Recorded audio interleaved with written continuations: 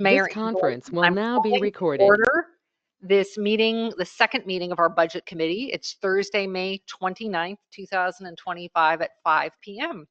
And we're going to begin our meeting with a roll call. Councillor Burns. Present. Councillor Brennan. Present. Councillor Rask. Present. Councillor Lovendall. Here. Councillor Pogwizd. I'm here. Councillor Webb is not here yet. Committee member Walker. Here. Committee member Jim Prouty. Here. Committee member Randy Schulten. It's not here. Committee member Rick Lindy. Here. Committee member Lori Prouty. Here. Committee member Laura Mason. Here. Okay. We also have present with us Public Works Director John Isidore, Chief Hank Hobart, our City Administrator Melissa Radcliffe, our Recorder Joseph Harrison, and we have us joining online our new County Commissioner Lynn Coker. Welcome, Mr. Coker. Good afternoon, everyone. Thank you for letting me sit in. Okay. Well, so now, before we dig into the work, I ask you all to join me in the Pledge of Allegiance. I pledge allegiance to the flag of the United States of America and to the republic for which it stands, one nation under God, indivisible, with liberty and justice for all. Okay. So it's wonderful to see you all back here again, and we are. Did everybody get an agenda, or you saw it online? Okay. No, I don't think I can just explain what we're doing, and then I'll turn it over to you, Melissa, shortly. As you recall, last time at this meeting, we all came together. We talked about the budget and the big picture, and then we started to go through funds. And as if you remember, the process is we talked quite a lot about the general fund to begin with. We are going to be going through each of the funds, and then at the back end, we'll go back to the general fund. And just to pull back again a little bit to review the process and where this committee fits in, is that we are all going through this process and looking at the proposed budget that staff has proposed, our financial consultant, and we really can benefit from the input from citizens and staff that are here to help council.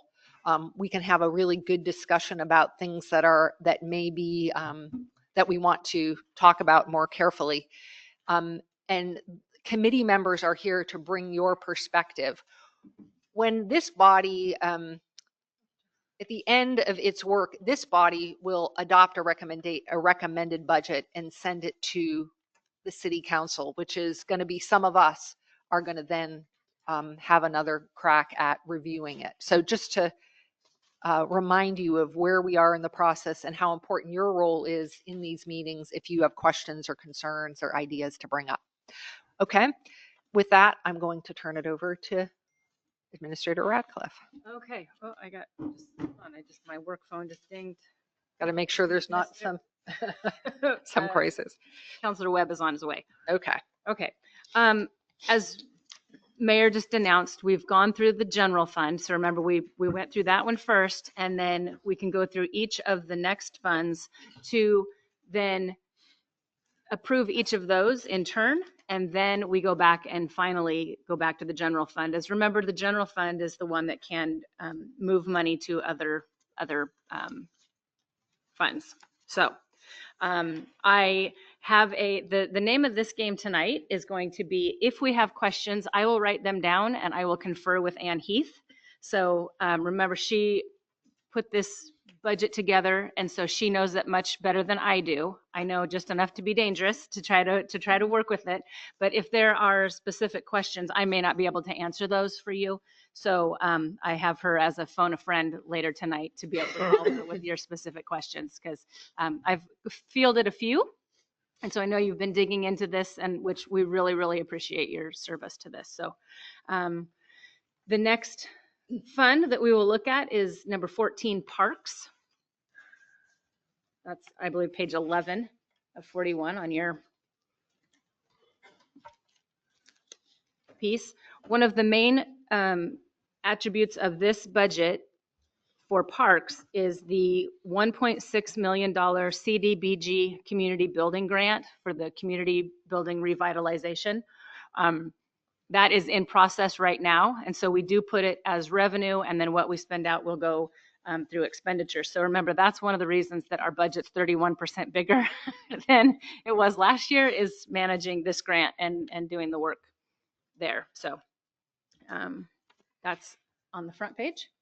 I was just going to say, one of the things I like to think about with that is some of these grants I think of as almost like icing on the cake of our budget. Like this underlying bones of the budget have to stay, and then we add those on, but they don't necessarily impact the rest. We can only do them with grant funding, basically. Right. So if for instance, we have one grant, I'll say in streets, that we feel pretty good about getting, but if we don't, which we're supposed to find out next month, which starts next week, which I can't believe, but anyway, at some point, hopefully in June or early July, if we don't get that, then we won't do that project. So if it's in, it's in, and it'll get spent. And if it's not in, then we won't do that. So we try to only put the ones in that we either know we have for sure, or that we have good feelings and have heard good things from folks about, that we have a high likelihood of getting them. So, so the revenues are on the front. The next page, page 12.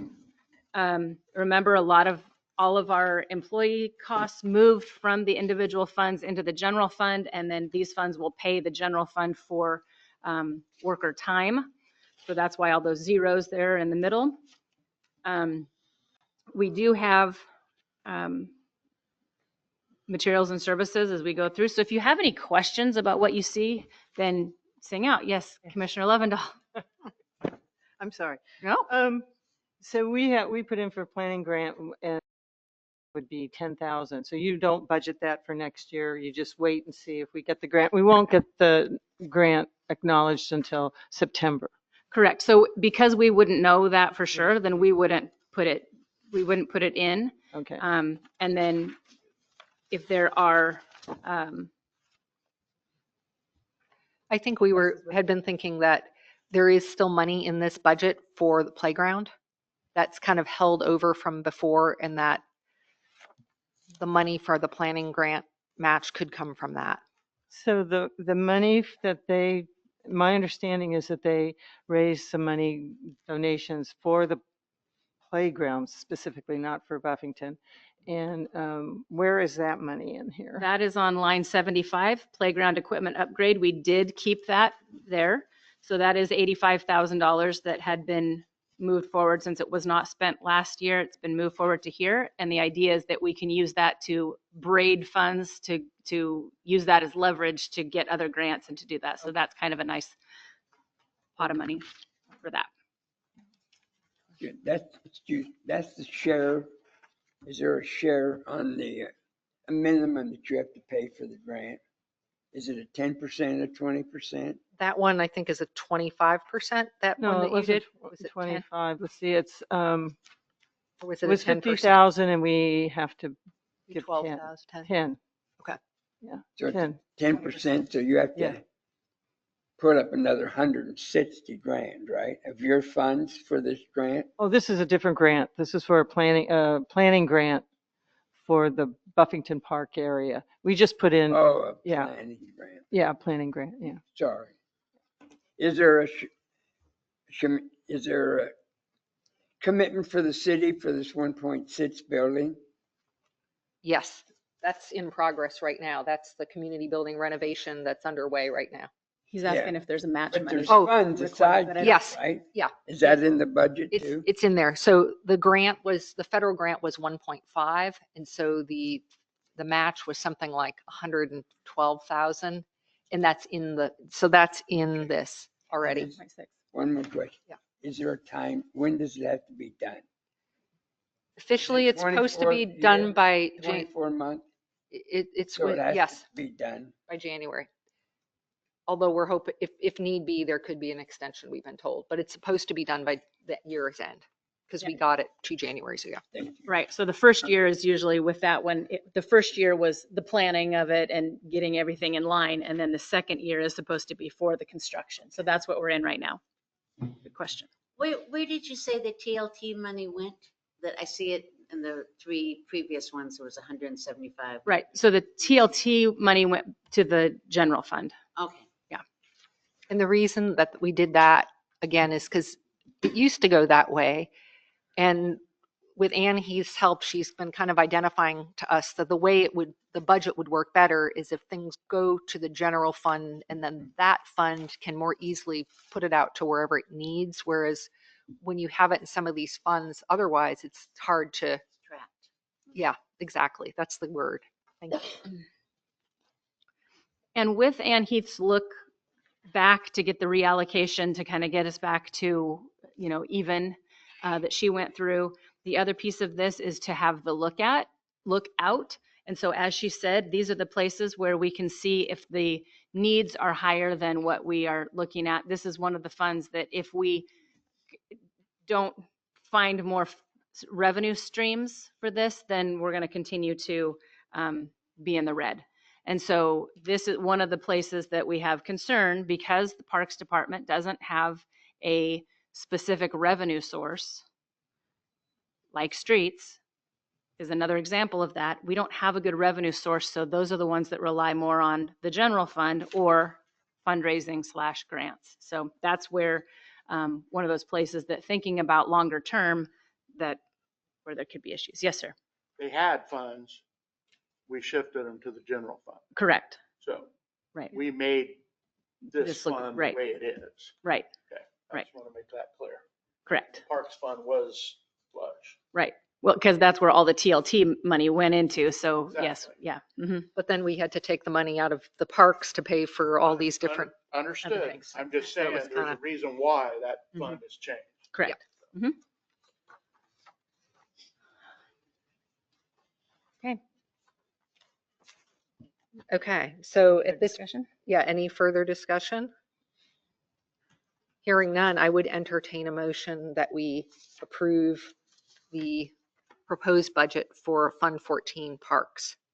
I motion to approve the Parks Fund, Fund number 14. Second. Second. Any further discussion? Question. Yes, Perry?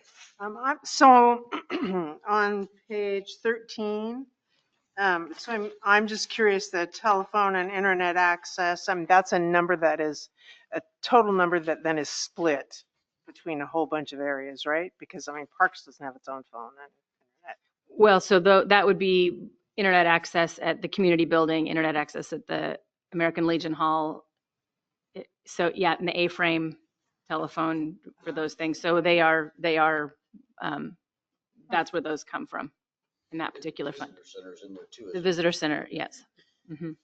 And we have some expenses on this too, like for the Legion Hall and stuff we're not going to be having this year, but we will hopefully have this next part of the fiscal, like next spring, which will be the end of this fiscal year. So I don't know Correct. if that's how that's Well, done. why does the electricity for the Legion Hall and the community building go up some? Well, because our electrical costs are planned, we've heard that they're going up 7.5% this next year. And so that's one piece of it. Another piece is that it used to be, and we need to look at the heating and the appliances in both, the appliances in the Legion Hall and the heating in both of them. It used to be heating oil and it used to be on propane. And now those are moving to electric. So Renovation. after the renovations. Wow. And so that's why we had to increase there. Yeah, so it's twofold. I think there's going to be obviously more use based upon the change of heating and also a 7.5% jump for at least next year that we've heard from CCEC. But if you go and look at the prior page 12, you'll see that the previous heating bills, the oil bills are going away. Line item 34 and 35, Right, that was $7,000 Oh, gotcha. Right. Okay. proposed last year, but Okay. just shifting to electric. Okay, so it's going into the. Melissa had, good job. Thanks. Excellent, See? excellent explanation. I thank you. Heat really pumps. appreciate that. Yeah, See, I know a little bit about some things. It works out. And that's really a guesstimate for this year, and then we'll know more. As is the whole budget. I mean, you're really trying to take what we know, look historically. Again, this whole thing is predicated upon a 3% increase in our revenues and a 4% increase in our expenditures, everything that happens. So it really is just like when you sit at your kitchen table and think about where are things going and what do we need to do, and where can we cut and where can we add. That's this balancing act. So yeah, it's our best thought on that. We'll to know try- more on that specific one at the end, into next year. Precisely, yeah. So once we History. do that and we did get the audit done, then it's all true numbers of what's buttoned up. So when it says actual further to the left, those are actual numbers. Yeah, and we won't know that until we button it up and then it's audited. So Is the Okay. 85,000 going, it's just this year, and then after that, it's, well, it was one time money that you had to Right. pay for that playground equipment. So yeah, it's not going to roll forward. Once it's spent, it's spent. So if we, but we probably won't spend it this year. Right. So it will. so whatever's left over can move forward. Okay, that's But my we question. we can't, and that's what gets hard is sometimes you'll did. see it a couple of years back and then there won't be anything. And that has then become part of the carry forward or either, And I think part of the confusion that people have had, especially with the previous way we were doing the budget, is the idea that you think, oh, if it's in the budget, that means there's actually money in the bank. But it's really more like a sketch of how we think we're going to spend the money. And so if it gets spent somewhere else, it's not, if something else comes up. so at the time the money is here and Right. it is there, but this is how we're thinking that we are going to allocate it. But, like we can look in John's world, we think, okay, we want to spend it on this particular project. But then if some other thing breaks or some other thing happens, you move that money. If it stays within the same fund, you're okay.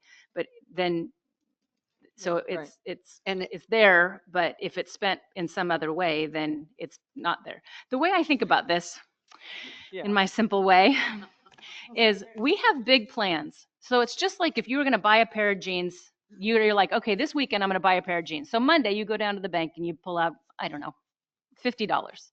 And you're like, great, I'm going to go buy a pair of jeans.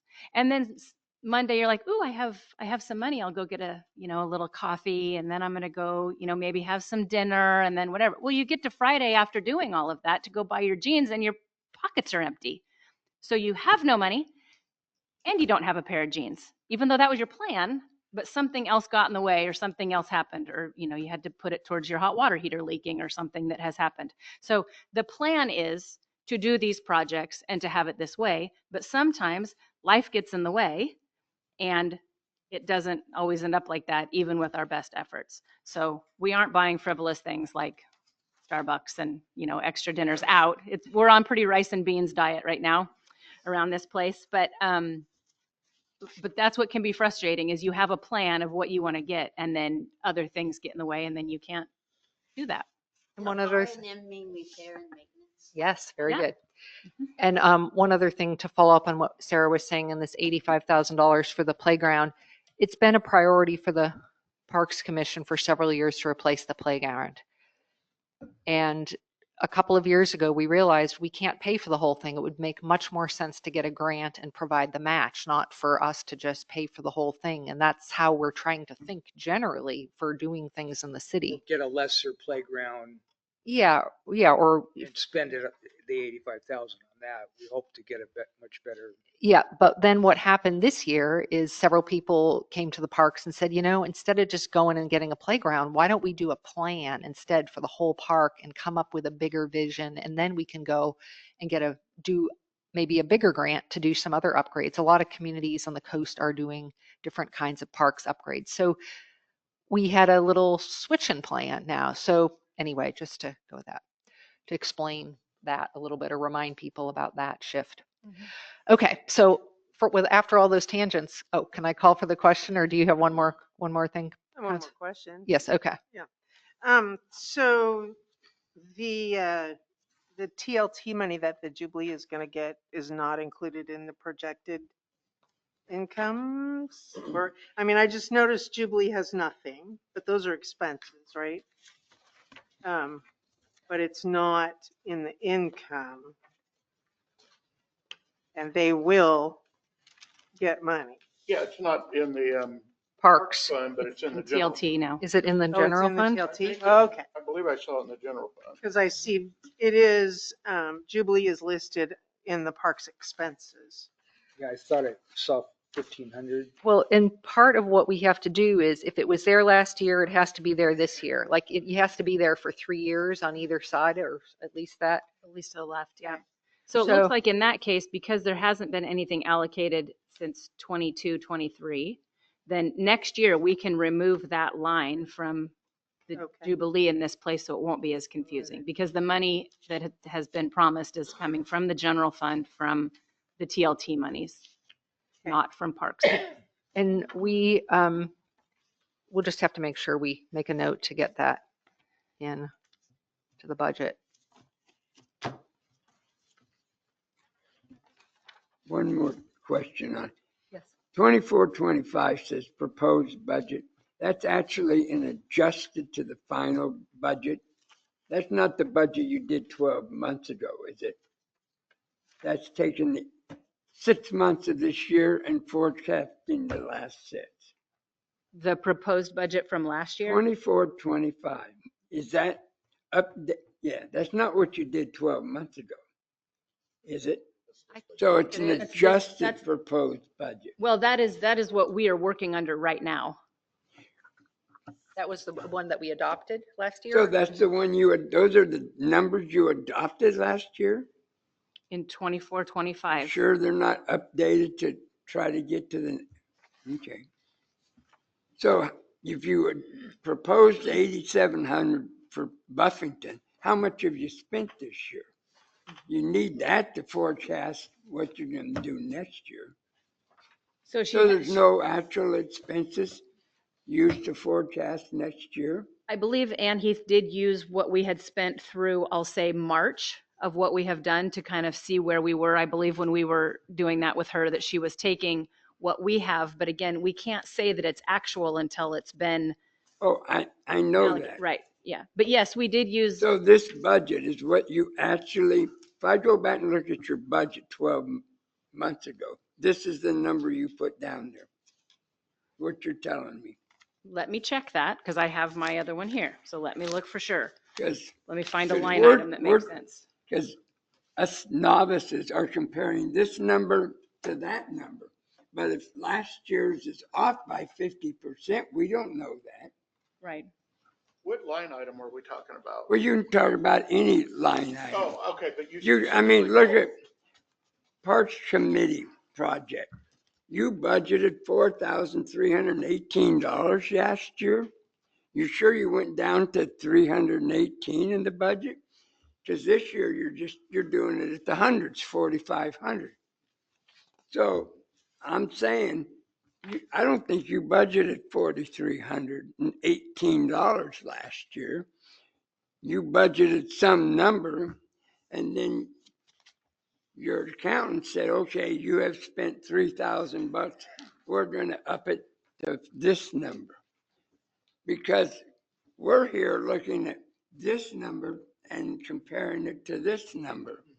But if this is a budgeted number from 12 months ago, it means nothing to forecast the next budget. Where do you think the actual is going to come in? You understand? Well, yeah. Yeah, Yes. She does forecast. Okay, so this is the forecasted proposed budget. It's not the budget that you did 12 months ago. I think it's I'm probably. trying- I think it's I the think budget we did. it is. I believe this is the budget that we did before, but then what we did is we left that number there, but then when Ann Heath was here, so John and I and Hank went to her with our particular budgets that we did, and we looked at the most up-to-date that we had from, I think it was March, Yeah. That's Around like that- year to date. Yeah. year-to-date, right, the year-to-date expenditures to say, is this still reasonable? But I think the numbers, yes, that you're seeing right here are the ones we went through and we Yeah. proposed from last year. Well, you know, it's not significant dollars if it's a $2,000 item. But when you get back here to water where you're talking big dollars, if we don't know the actual, how can we tell if the forecasted is So any we- good? Right, so we took, again, Because we, we've never seen any actuals. right. But we, as we were building this budget with Ann Heath, we were looking at that to say, where are we? Which is why the numbers could be different, because we were trying to see, okay, if we've moved up through March till now of what we had actual numbers for, not audited, but what we actually have on our ledgers, then we could make a better educated guess to say, okay, well, if we spent this much to March, then we're, about halfway through. So if we double that, or, oh, we've used everything we needed out of there.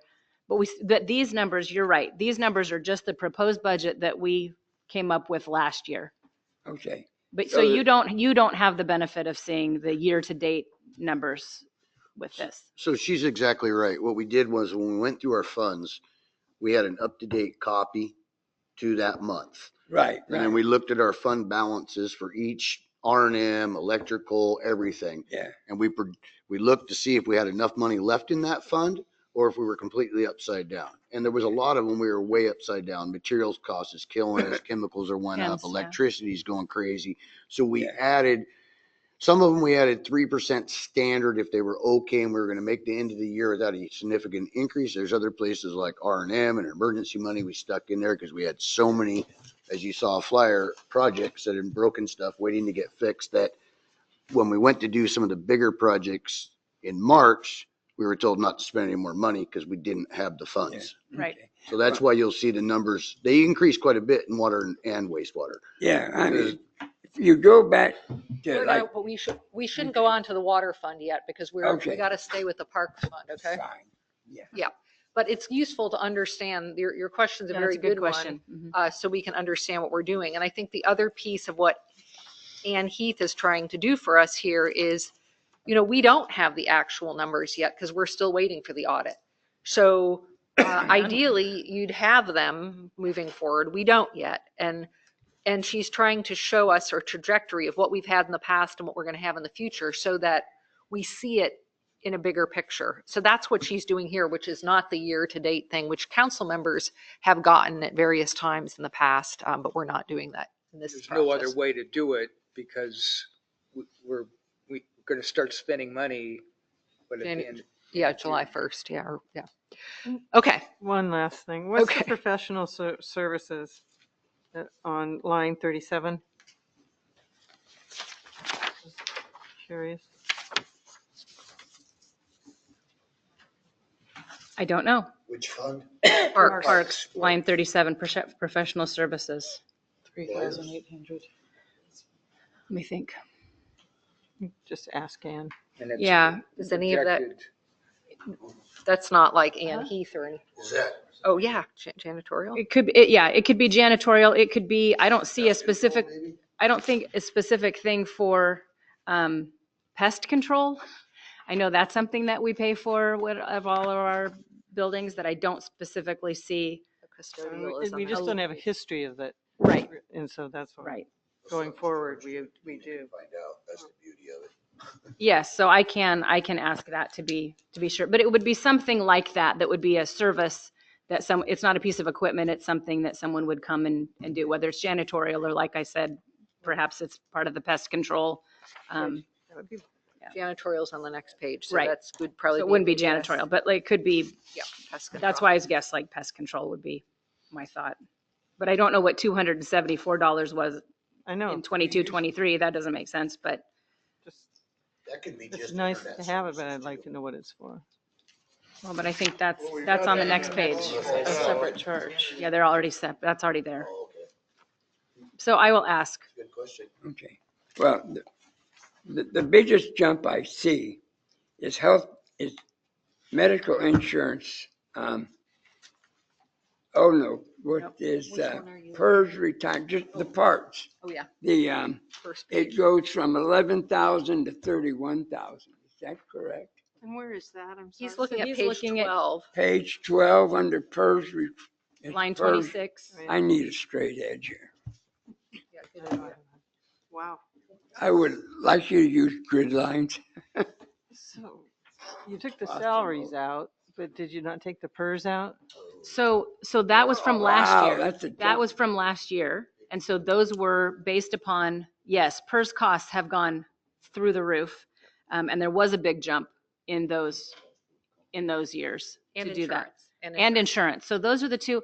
Employees are the most expensive thing that we have, hands down, bar none. And employees, as we add employees, as again, these costs also compound because as things roll up, and again, my career, I've never seen insurance costs go down, which is why when we get to the personnel piece of it, it is, it's a huge cost. $43,000 on the, and I ran insurance. I've never seen them go down either. Yeah, exactly. Yeah. And you could, But this is the nugget of what the big problem that we're up against is that these kinds of costs are just going up, and our revenues are not. So that's a real, thank you for highlighting yeah, that. I mean, that's $43,000 But you'll see that, yeah, for the purpose of the parks budget, for this. year, what's the police and we're down to zero because we're going to put it all back into, all the personnel stuff is going back to the general fund. Counselor Pogwizd. So on those two numbers, they are quite large. That is a large increase. But we don't get in trouble if we budget too much money. We get in trouble when we budget Yeah. Little. not enough money. So, and that, that's going to be two good things to look at what the actual costs are going to end up being next year. Correct. So, but yeah, that's alarming, and it's inflation. And I didn't, My PERS ain't going up that I was much. going to say. I mean, like every 10 years, you get like $500. And here's the other thing with PERS that I will say. Not much. Really? Not much, yeah. With PERS, people who are on tier 1, No. the older folks who are within the system in the state of Oregon, they were promised a high percentage. And so there was a course correction. And when they did a course correction, they took it from a tier 1 employee to be a tier 2 employee. I was the first year of a tier 2 employee when I started 6 years ago. And so as that changed, it's trying to course correct. In that time, even since I started, they've now gone to, it's not called tier 3, but it's like an IAP account.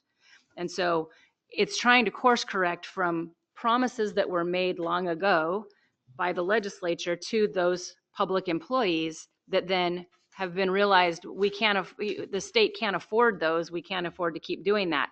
But the damage was done in a lot of that early. And so even with the course correction, so you'll notice that people who have been in the system longer, their benefit burden or their benefit load is a higher percentage of their salaries and what they get based upon the healthcare that they started out with, the PERS costs that they started out with.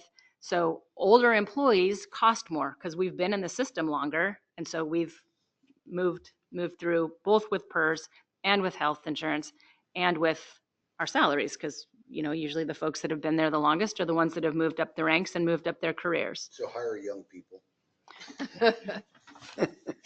Or we need us old turds to retire out, and that's how you cut the budget. Okay, so I'm going to, so after taking this Yes. very long tangent, But it'll help when we get to money on the other side. It'll help when we get to money. And so I'm going to call for the vote on approving, we've got a first and a second to approve the Parks Fund budget. So I'm going to call for the vote now. I'm going to start with committee members this time. Committee member Walker. Yes. Committee member Prouty. Oh, Jim Prouty. yes. Committee member Lindy. Yes. Committee member Lori Prouty. Yes. Committee member Mason. Yes. Okay, Counselor Burns. Yes. Counselor Brennan. Yes. Counselor Rask. Yes. Counselor Lovendall. Yes. Counselor Pogwizd. Tim, yes. Okay, thank you. So now we will move on to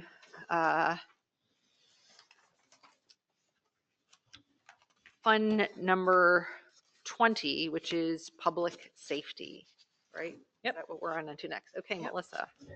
Okay, so revenue with public safety, and this is where we have, this is where we have needed to look at our recommendation as staff of to how to make the budget whole on this.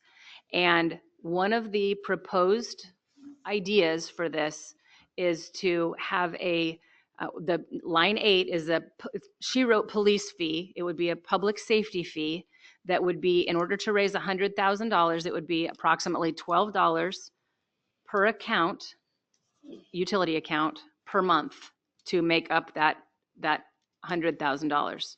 So that's one piece of that, and that's what a highlight on the front there. We also get with our property taxes and our public safety tax that we do have a levy that's out. We are finishing year 1 of a 5-year levy, so that money has dropped in as well. But that's the number there on the first part, on the first page 15. The 100,000 is a proposed levy? The 100,000 is a proposed public safety fee that will be assessed on utility bills for that. And the equivalent is approximately $12 per month per account to get to that number. And that you can do without going to the citizenry. Is that Correct.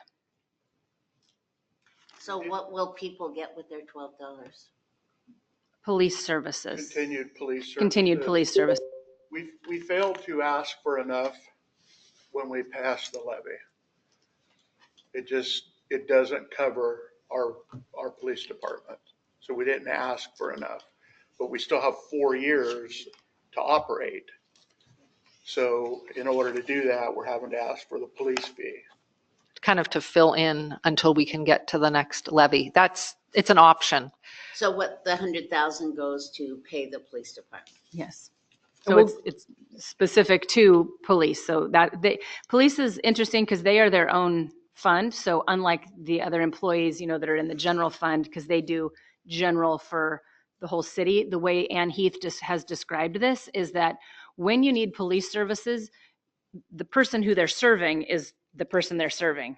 So it's kind of, which I understand, but I don't understand because they're there for all of us, obviously. But they have their own standalone fund specific to them, and all police services, and even if you look down, dispatch services and things go to that because that's who is supported by this fund.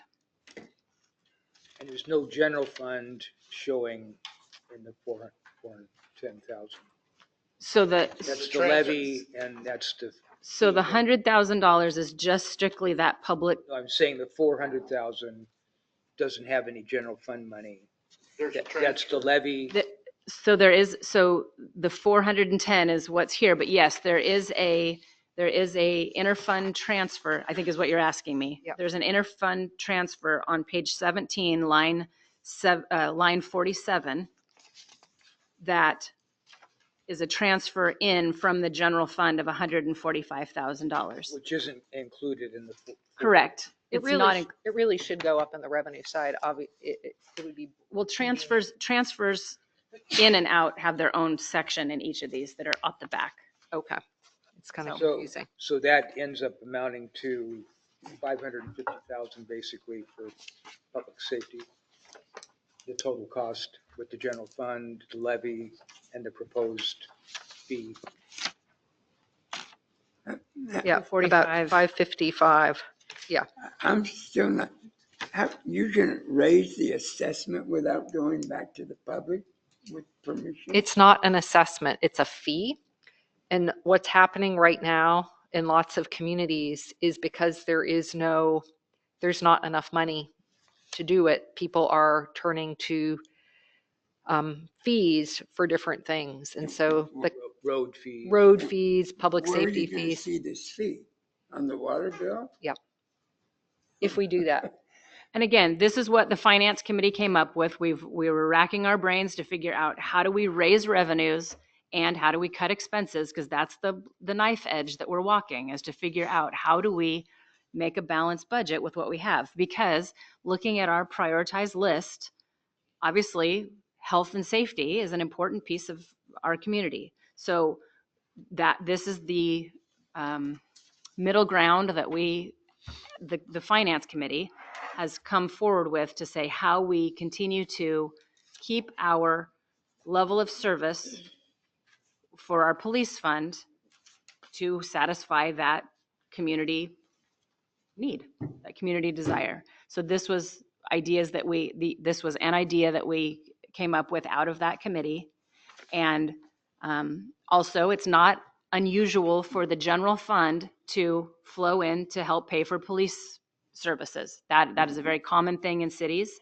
But because, as Councilor Pogwizd has said, the amount we have for the levy option is not enough to pay for all of our police services at the level that we have them at this point. And so we came up with using money from the general fund and this utility fee that would be put on the bills for public safety. Is police officer number 4, that's only 14,000, is that just a part-time? Correct. So we have 4.5 officers, Okay. and I'm going to let Hank speak to this too, so this is good for him. But basically, we have a chief, we have 3 full-time police officers, and then we have a what we propose to be a seasonal part-time traffic officer. So we have an officer that is technically a paid reserve, that he comes and works only traffic. And so he does that, currently he does that throughout the year, part-time. But what we've found is that more of our violators come through the town, just like everybody else in the summertime.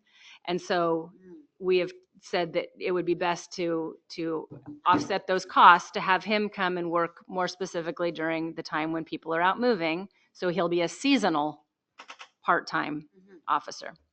Do you want to He's the one speak that sits across to some of the grades. other crunches or ways that you've kind of reduced costs in this fund or I proposing? mean, in what ways? I think you're also reducing the court part. Correct. Yeah, I don't, I'm just thinking big picture, what are the ways Yeah. that we're Yeah. trying to reduce costs? I know you've tried to do that. Could they do without the part-time person and have the people on day write tickets between other things? Just, is that an option, or did you talk about that? we've talked about all of this. We've talked about also having the police staff, which they're very willing to do, work more in with code enforcement of our city codes too, to have a larger presence for our municipal violations and our municipal situation with our ordinances.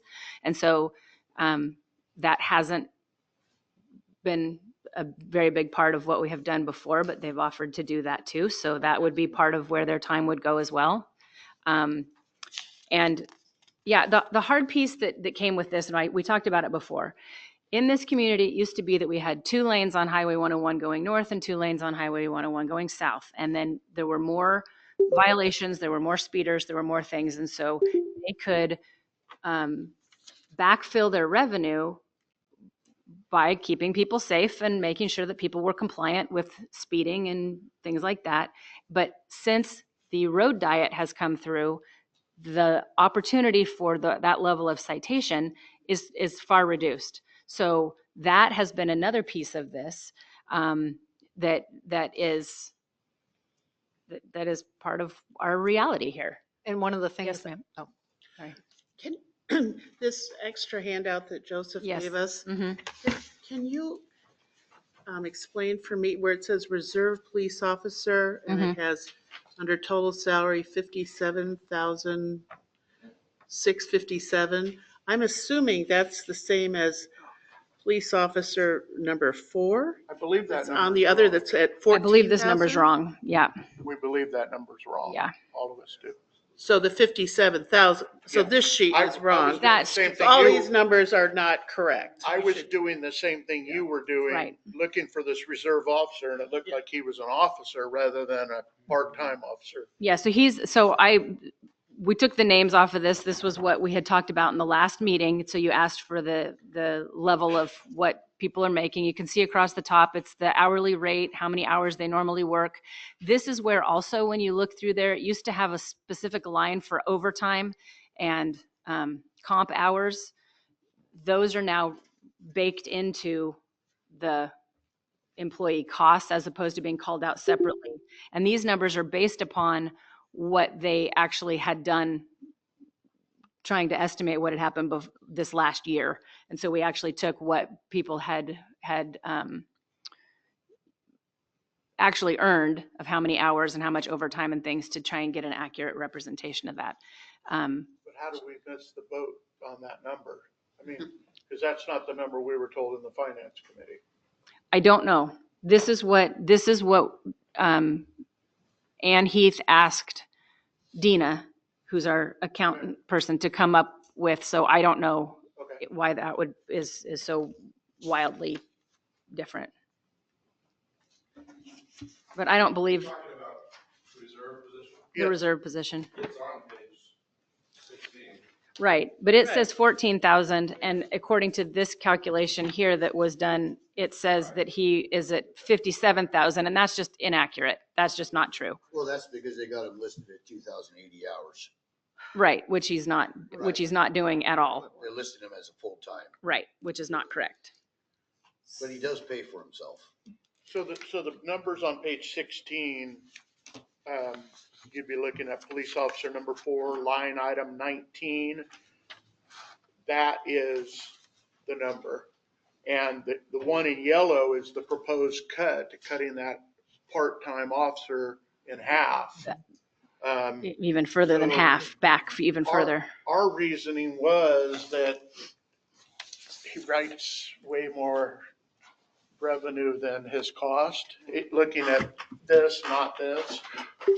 So we thought, as a seasonal officer in the summer, when we have tourists and people come through at a high rate of speed, we would be better off leaving him as half of a half-time employee. And you are willing for your department to do code enforcement? We don't have any problem doing code enforcement now, but it's a complaint-driven system. When complaints come in, the decisions have to be made in City Hall. Counselors, the city, she has to make the decisions with the counselors' input, and then we do the enforcement of them even currently. I guess I was thinking of when you're going around the neighborhoods and you see something, do you report it so that? Usually, And- what we started doing close to a year ago is advising City Hall what's going on.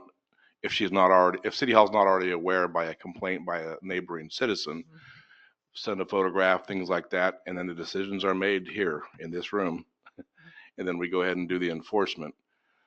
Ordinances can be tricky. If you start being overzealous with them, you don't have the same protection that you do when we're enforcing ORS and sending things through state court, meaning we can get the city sued if we are too heavy-handed with ordinances. So they're kind of tricky. Well, I guess that's something you can work out, I guess. They don't want to do it at the end of a lawsuit in a civil trial. No, I'm not arguing with you. I'm just saying. So- There may be some middle ground there. Chief, Yes.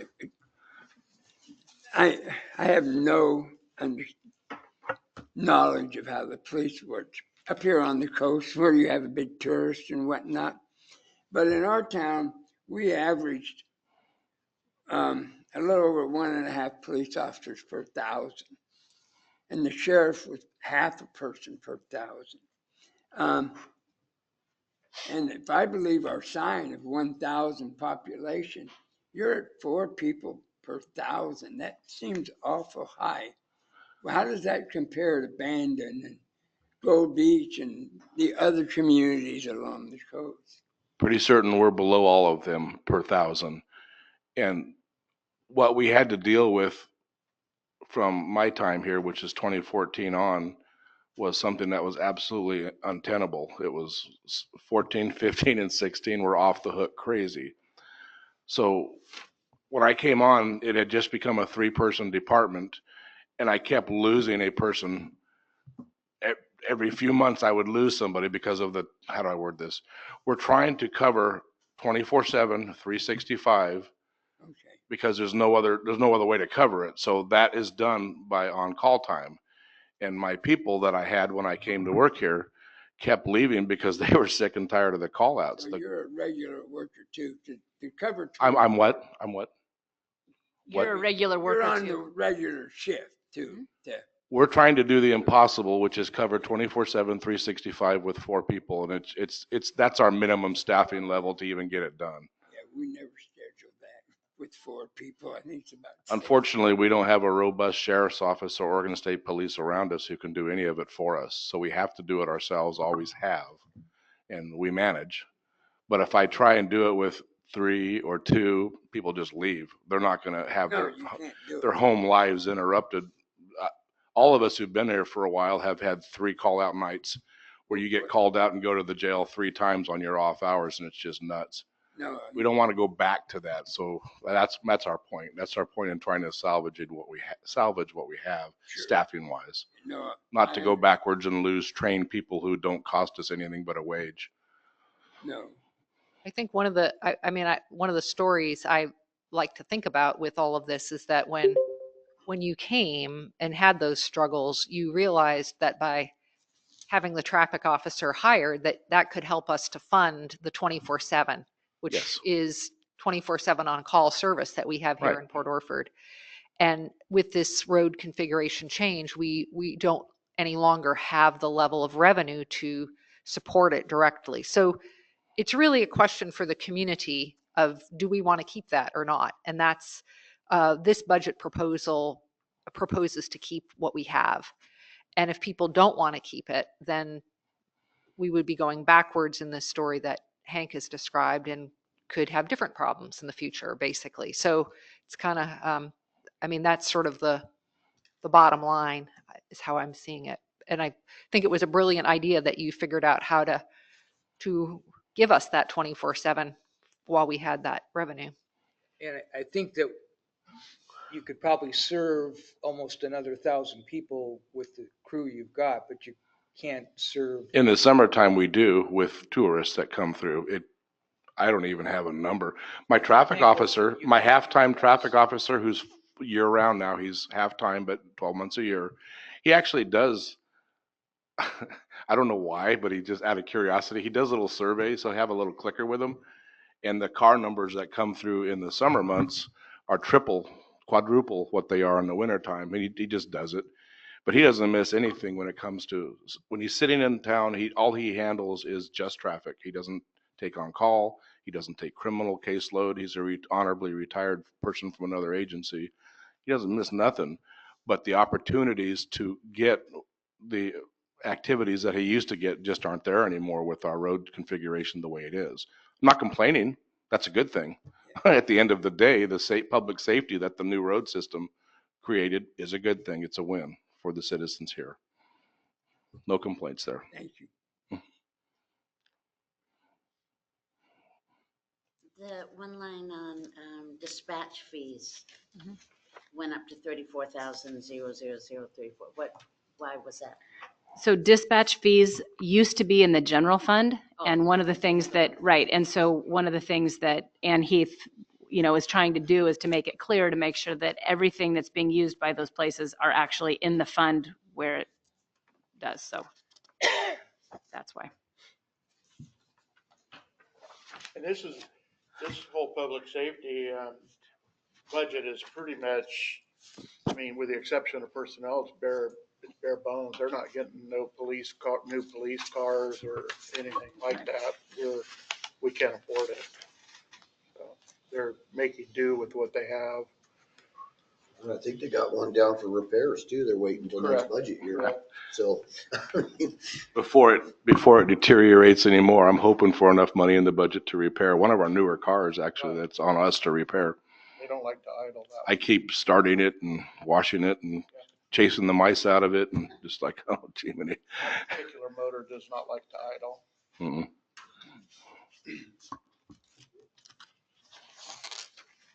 So these are those hard sort of wrestling questions of how we do this. And I know that we have, in working with the finance committee, really tried to wrestle with this, to say, again, looking at our priority list and our community values and what we're doing, how we do this. So that's how we came up with this. And so that's what we have put forward. So this is the proposal. I mean, this is a proposal, so I don't know, So what do you can guys think about it? Explain the third Yeah, yeah. page. I completely don't understand it. What is the contingency and resource totals? And I mean, I don't understand. I suppose I'm, What lines? well, Page 17. yeah, just Between page 48 and 17. 49. So obviously, so capital outlay going to about the middle. Capital outlay, we're not going to do anything for equipment or police cruisers. There's nothing budgeted for that. The transfers in, we've already discussed. The contingency are things that normally you would want. When I talked about before that we used to have contingency and we used to have reserve funds in all these different places to allow cushion, that in case we had something go sideways, we don't have that. That has been, in the last number of years, it's been absorbed to just pay for general operation things across. And so where we used to, again, have some, I think of it as shock absorbers, the markets and things go up and down, and we have sort of used all of our cushions. So instead of being able to kind of ride those things out a little bit smoother, we don't have those reserves and contingencies and things like that to be able to do that, which is why it gets pretty jarring, like we're experiencing at this moment in this room, right? So when you talk about what the resources are there and what is available, the resources that we have available are 563,312, Where and does what that we've come from? Because the revenue page shows 410. Plus the pressed 145. the 145 from the transfer in from the. Oh, so that's not in the revenue. It's on the Because it's coming from the general fund, so it's an inter fund loan Okay, that has to happen from the general fund into right. the police I'm just budget. used to seeing all income on this side and all expenses on this side. Right. So But we've had these sort of transfers in and scheduled transfers that have been throughout. And what you'll notice is there used to be more within, but Ann Heath really, it's, one of the questions is, do you leave the things as the negative where you see the red, or do you leave it kind of really skimming close so it tells the story, or do you do these inter fund loans, which you would have to pay off by the end of the year, which, as our funds are at this point, we don't have the money to do that. And so she asked her advisor, is it better to run how we're doing with this, or is it better to do those inter-district or inter-fund loans and not pay them back? And he said, you're going to get dinged on your audit no matter what. And so it's better to keep it as like transparent and clean as it can be, so that you have a true picture of what's happening without those funds back and forth. Historically, in this community, that's what's happened, is we've moved from different funds and different things kind of just as unofficial inter-fund loans. And now with Ann Heath, she doesn't feel that's a great way to do business. So we're doing it more. So where straight. did the requirement total come from? The 561,241? That's the money that's required to offer the services that are And where being does- offered. Where does that come from? I mean, I believe I'm it's all of assuming- the, so you've got, That's just all the expenses. it's all the expenses, Yeah, it's all all the that. bottom lines of. And then it's the transfer added to the revenue, should be Mhm. 419. I don't know, there has to be another. so you're adding the 455, 419 and 105, 823? Is that what that is doing? Mhm. So the tax option levy is going to bring in 298,206. And then the police fee would bring in 100,000, and then the transfer of 145,000. I believe those three numbers are getting us close. They got up to 555,048. Mhm. And then the other numbers are, There's another 6 grand in there somewhere. I don't know where. Yeah, I don't know where that is. It doesn't kind of quite add up, does These it? add up to 555. Yeah. So, yeah, so it's there's the, another six. it's the personnel services plus the materials and services. Okay. It might be. Oh, right. Yeah, there you go. Oh, because that's probably not. Yeah. Good Okay. job. I'm so glad. 6, 4, Thank you. 2, 1, 3, 3, 63. Is that it? 2 grand too much. Oh. And then right, so then you do have, the fund balance at the end is $2,070. Yeah, that's it. So that's it. So it's, yeah, so that would be considered the carryover. It's So a it- fund forward balance. Correct.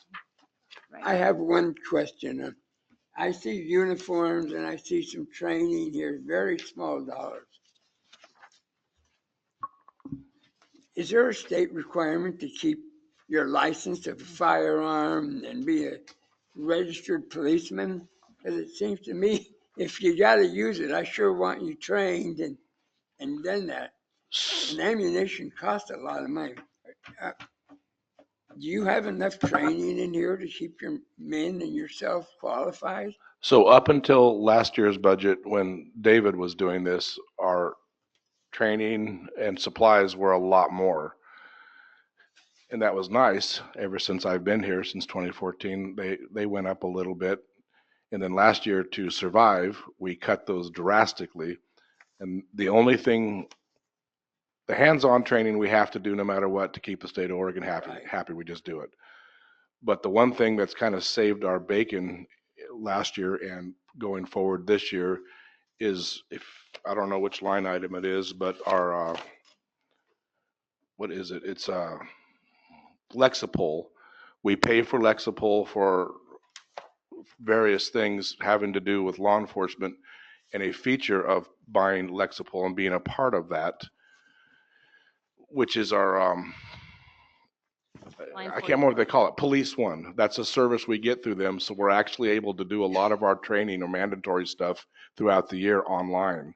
Oh, Now, I don't like it. It's not our favorite, but it does keep CIS happy and it keeps the state of Oregon happy. And it's something we just need to do. So we've been doing it every year. Office, it's a physical task job out there.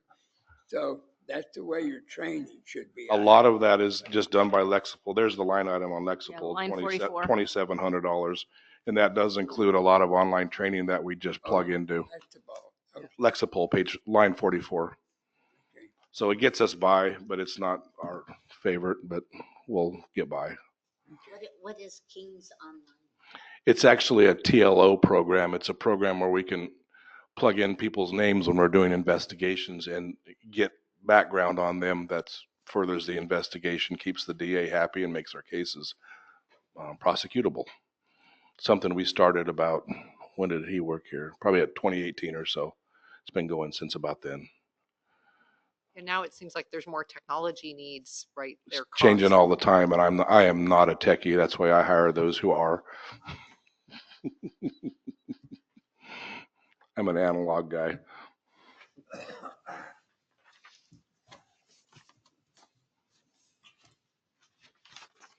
So, any further questions, any further discussion? I mean, from our committee members about this proposal and for this budget fund? I have something.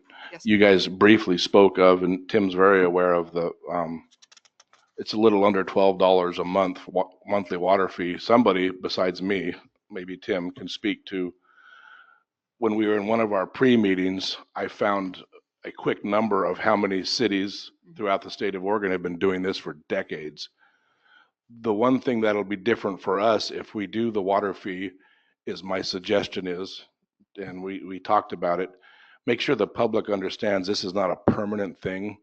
When our tax levy is up in 4 years, that needs to be able to handle more of us, all of us, and do away with the water fee. At that point, my suggestion is let the citizens know either you have a police department in the 4-year mark from now or you don't. If you do, and especially if the county's in the situation that it's in currently, you're just going to have to raise the levy fee to absorb those extra expenses that are going to be here in 4 more years and do away with the water fee.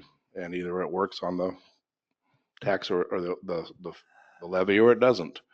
But the water fee, don't listen to me, listen to the counselors who are in the meetings. Yeah, It's a necessity at this point. One of the things that I think is interesting to underscore on that levy is, and I will just say, I will say that when we were talking about the levy last time, the budget committee was saying we should ask for more money than we did. But then the council decided to not do it because some council members really felt like we might lose it if we went out to ask for more money. And so we kept the previous rate, which means it's not gone up since like now 6 or 7 years, because it was the previous rate from 6 or 7 We years dropped it ago. a dime. It went down. Yeah, we dropped it No, 10 went cents. Down 10 cents. Big So it went from mistake. 190 to 180 about 8 years ago. And things were different then. I mean, got a grip on every one of us. It's insane how much stuff's cost. And, you saw some of the PERS and the healthcare cost, how much they're projected to go up. It's unimaginable. And Hank is correct, because I didn't like it at all, because I thought, we already asked for a levy and now we're asking for this, but it's about the only way we can do our department is, and really have a police force. And since I've done the research, like Hank has said, and yes, there are many cities adding this fee to do exactly what we're doing. Do they add it in as a water? For me, I- it's a little twisted. It's a public safety fee, but it's, That would be on your water bill. the reason Yes. it's on your utility bill is Utility bill. because that's our it's the easiest way to do Wouldn't it. the wording be? Yeah. In my opinion, it should say public safety fee. Yes, that's the plan, is that it would be called out specifically as a public safety fee, and every bit of that would then that's collected will go straight to Fund 20. But your attorney has given the okay there's nothing deceptive about putting something that's going to public safety on a utility bill? I mean, I have examples, I might have it on my phone, of like Brookings does it, or other cities well, that do it. just because they do it doesn't make it right. I mean, Yeah. just- Correct.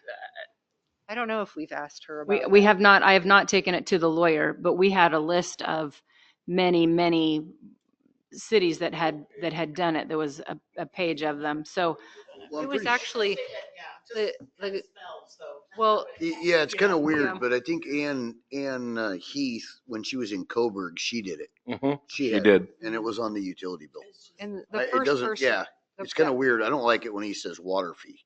Everybody's gonna Yeah. yell at me. The- Not a utility first fee. person Well, that- it's the least expensive way. If we'd had a whole nother billing, then it would be a whole. Oh, I totally get it, and I like it being called public safety. I think It's a mechanism to get that bill out, and we already have that in place. Yes, we could probably do another mailing, but the cost. Oh, are please don't do that. prohibitive, and yeah, exactly. So, one thing I can say to your, because everybody, we call our water bill the water bill, Right. but it's really a water and a sewer bill. So there's already another line item on there. Your sewer is already on there. So, yeah, it's just. Some cities also have parks fees and street fees. Mhm. They Library do. fees. Road. And the gentleman, I think that I remember who first brought this to us was Gary Milliman when he was here as a temporary interim administrator, who's kind of, regarded as a big time city administrator. He's like been the head of the city administrators organization. So he has his bead on what a lot of cities have done. So that was kind of where one of the ideas came from. But it's definitely not something to be taken lightly. I mean, the idea that you raised, Hank, or we've talked about, could it be, is it temporary? And then if we put it out, to voters, could we bring the levy up sooner? We have a levy that's going out for another 4 years. But to put it on a levy, that costs another, like, to put it on a ballot costs another like $8,000+. So, it's Every tricky. avenue we looked at cost Yeah. more money. It's just. And then it's hard to know how to present it to the community. It's just going to show up on their bill. Yeah. And how do we let everybody know? Well, that's why I think it's a really good question to have you guys have your perception of, like, is this not a good idea? What are other options? We've been scratching our heads, but And if you think it's all right, if anybody has any ideas of how to present it to the community, it would be great too. I think that's going to be important because I think part of the proposal is a 3% increase in our utility fees. Is that right? Or did I? Yeah. So we need to really be careful or think about how this is going There to. should probably be an article in the paper, but not very many people take the paper anymore. We can have it on Facebook. We can have a Send it flyer. out the next utility bill. There can be an explanation, but whether the people will read those, but it would definitely be, having a flyer, having it on the bulletin boards. At least they get it that way. If they don't read it, that's their fault. I get it, listening to all of this, but the common person's unfortunately not hearing all of this. And I think that's the part where the bridge has to be reached. How do you help all the public people to feel like this is okay? It's not easy. And Kind of what we then have we're to called do. not transparent, but Yeah. And we struggle with that on everything. Yeah. How to reach our citizens is a big issue. you see how many people are in the seats. Mhm. It's been advertised, this meeting. And these are all public, these are public meetings. This is part of the process to get this information out. And people really, that's the interest of, and until they get the bill. Now saying that their bill is going to increase 3%, then maybe there could be a meeting about that and see. We've talked about a town hall. Yeah, like a little town hall meeting to explain it like this. That might help. Well, 3% is just the COLA increase this year. Am I correct on that? Yeah, I think it's 2.4, but as we were doing it to roll it forward, that was the idea. Because again, to do the 2.4 is just to keep up with inflation. You're not actually keeping up with what's happening. And so, because like chemical costs, for example, on our water bill, for water has gone up way more than 3%. I mean, those are things, or costs for pumps or costs for different things. It's been, we've tried to adjust as we can. But again, we've already used up our cushion. I guess that was the idea of even in the last one, like those reserves and the contingencies and those things. That is how this budget has been balanced in the handful of years past. And now this is really where the rubber meets the road, and we are having to make really difficult, really not great feeling decisions to survive. And the utility fees don't touch infrastructure. So every single day, the plants get a day older, the pipes are a day older, the leaks, everything just keeps. Getting older, Like us. So do we. Just like us. Yeah. But one of the, When we went out years ago for a revenue bond and the citizens voted it down, that doesn't make the citizens bad people. Times were different. People were living on way less than they are now, and it got voted down, but we could have fixed all the pipes in town for $13 million. And today, we don't even have a number. I mean, I think it's way 70 more than double million, that, probably. yeah. I mean, 300 million, something. Okay, yeah, probably. it's but okay. You guys, I don't Yeah, want to go down this path. I want to stay on public safety. Good, Ann, sorry. Sorry for the, Sorry for that. Well, I'll But- go ahead and move to pass the public safety fund. Second. Any further discussion? I'm not sure if I'm allowed to vote on it, so, because of the conflict. Correct, you are not allowed to vote. So I will abstain from the voting. Okay, thank you, Counselor Brennan. Okay, we've got a first and a second. I'll call for the vote. Counselor Burns, Yes. Counselor Brennan is recusing herself. Counselor Rask, Yes. Counselor Lovendall, Yes. Counselor Pogwizd, Tim, yes. Committee Member Walker, Yes. Committee Member Jim Proudy, Yes. Committee Member Rick Lindy, Yes. Committee Member Laurie Proudy, Committee Member Laura Mason. Yes. Okay, But my guess is if we have a town hall to explain it to the people. yes. Yeah, that's a very good idea, Lori. And I mean, we've been talking about the need to do that too. And it's kind of like, when do you do it? And I think we will be, this, as I've explained at the beginning, this body is going to make the recommendation to City Council, and City Council will be taking this up at its June 18th meeting. And so, between now and then is a good time for us to, if depending on what this committee recommends, for us to be explaining it to the community, and so people can participate. When is it looking at being in effect? When is the, Well, the way the budgets work is it would start July 1st. okay. At the start of the new fiscal year that this would start at. So any of these changes would be July 1st? Correct. And so it wouldn't actually hit the bill until August because your usage and all that is based on the month prior's usage. And so that's when it would actually show up. So that's when we'll hear about it in the office. So yeah. And we can put, when we're getting ready to do the next round of billing, I was inputting meter reads today. And so the next bill that goes out, we will put information on the back of the bill that the budget committee has approved.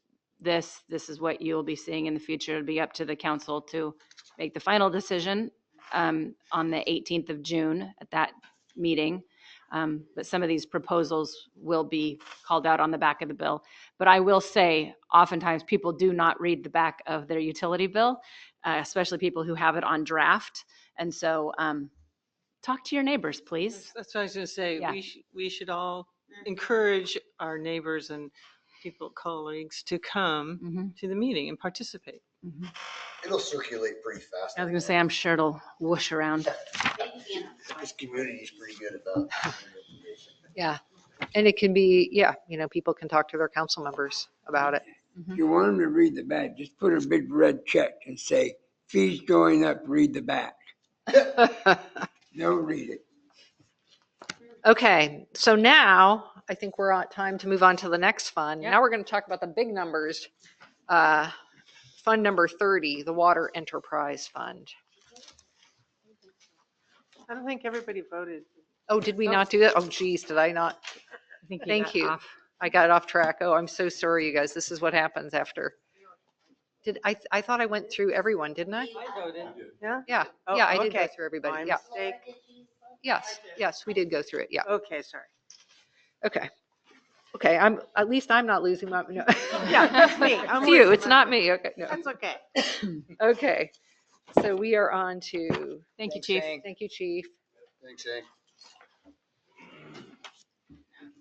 Okay, so on to fund, you want me to take over now? Yes, Okay, please on to do. Fund 30, Water Enterprise Fund. Again, we looked at where we have been able to use some of our grant monies. The line 5, reservoir dredging, grant Y25006. The reserves, water usage, that is where the money comes through. That is our calculation as to what our water usage will be in the revenue that comes from that. If people have a disconnect that's going to happen, they have a door hanger fee of $25. That's line 8. That's the revenue generated from that. Past due, so if you are late with your bill, it's an automatic $15 late fee that you see on your bill. If you get past, like yesterday was the day when your bill would have been late. So that's when that fee kicks over. And then those are the funds. You can see that we're starting in the red. based on this again, from last year's where we think we are and the look back to now. If you look at expenses, that page 19 is all the, again, things that have been moved from the fund into the general fund, into personnel services. And then starting on page 20 are the just supplies and things that we need to keep our people clothed and to keep the vehicles running with the fuel, internet, postage to send out all the, bills and things. Emergency repairs, you'll notice that's one thing to call out, is the emergency repairs fund. Like I discussed earlier, one of the things that we are finding with Superintendent John Isidore is that we have certain projects that we want to have happen, but then things in our antiquated system, they break. And every clamp and clip and pump and pipe, nut, bolt, screw, every bit of it is going through the roof. And so we've had to just roll up many of our costs to have that. And one of the line items that we did add is this emergency repairs, so that we're not pulling from a project that we've wanted to get done if something that we weren't expecting goes belly up. So, Except for some of the repairs and maintenance, I'm surprised that that's as low as it is. Right. Figured in the emergency repairs. It's figured in emergency repairs and in contingency. There is more repairs and maintenance, but that's, some of those things, well, John could say is more like budgeted, like, they got to replace a pump or, right, that's under repairs. Well, the last pump we just bought that blew up was 10 grand by the time it got here. And so 25 doesn't buy a lot, but it does buy us out of those situations where we don't have something funded for it. And so we can go to the emergency fund, get it, and make quick work of it. And I think we had contingency line item in there too that could be a topic. But the contingency we added in both funds and emergency fund to both funds, water and wastewater, so that we could make these repairs without having to go through a mid-year budget adjustment and go to council and everything else. The contingency will go to council and say, hey, we got this going on. This wasn't budgeted. We need to get it. And then it'll get approved or disapproved through council for the contingency line items. The emergency is just to bail us out when we have a situation that arises that we don't have funded or money in repairs and maintenance to cover. And 25 is really not enough, but that's what we had in order to balance the fund. And it is really kind of scary that we have, in this proposed budget, we have zero in contingency. Correct.